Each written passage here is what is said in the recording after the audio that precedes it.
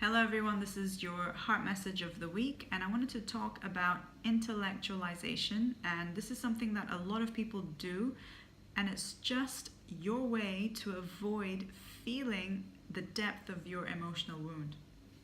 Basically, it's a defense mechanism, and every time you do this, you disassociate yourself from the core emotional wound. You're distancing yourself from the emotion because you don't want to feel it.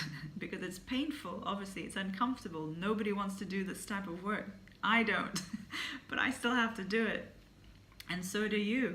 And whatever the reason, whether it is fear, or a lot of people say that they're too overwhelmed, well, that's the point. You will be overwhelmed. And you have to go through that. Whether it's injustice, a lot of people get stuck with a sense of injustice, that it's not fair, that I have to feel this when somebody else caused it. But whatever the reason, that's just all in your mind. That's your intellect. And this is about feeling. When I talk about emotional wounds, you have to feel it.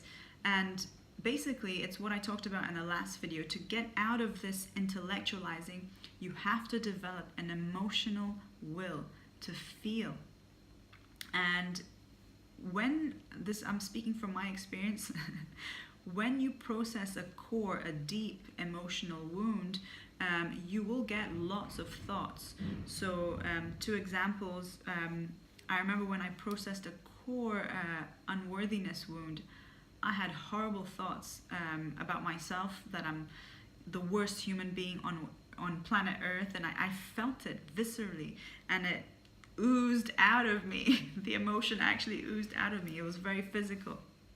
I remember going through another core emotion. I can't remember what it was now. It was quite a few years ago, but it felt like an ego death, and I had a lot of suicidal thoughts, a lot of horrible thoughts, but I was very conscious throughout the process, in the sense that I was allowing myself to feel it and observing my mind and all these crazy thoughts.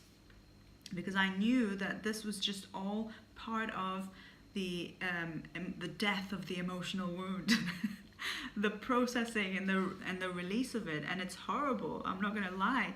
And depending on the wound, you'll have different symptoms. So I remember when I processed fear, I was shaking and I was in bed and wanted to curl up in a little ball. This horrible unworthiness wound, I felt it viscerally. It was, I don't know how to describe it. It was very, very deep. But you will feel horrible, and you will feel overwhelmed, and you will get all these horrible thoughts. But it's about you still having this will to surrender to whatever it is that you're feeling, and trust yourself enough to process it and go through with it. I don't know if this is making sense. But I'm just talking about how I process stuff and what comes up for me.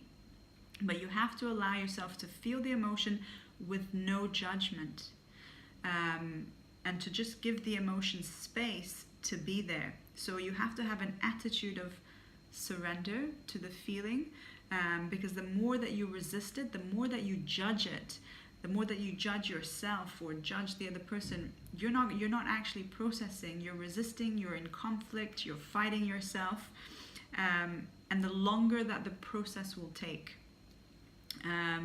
So yeah, I hope this helps. To bypass the intellectualization, you have to develop the emotional will.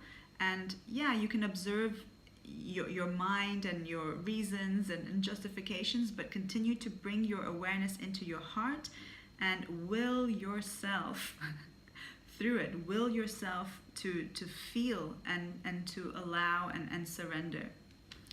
I hope that makes sense.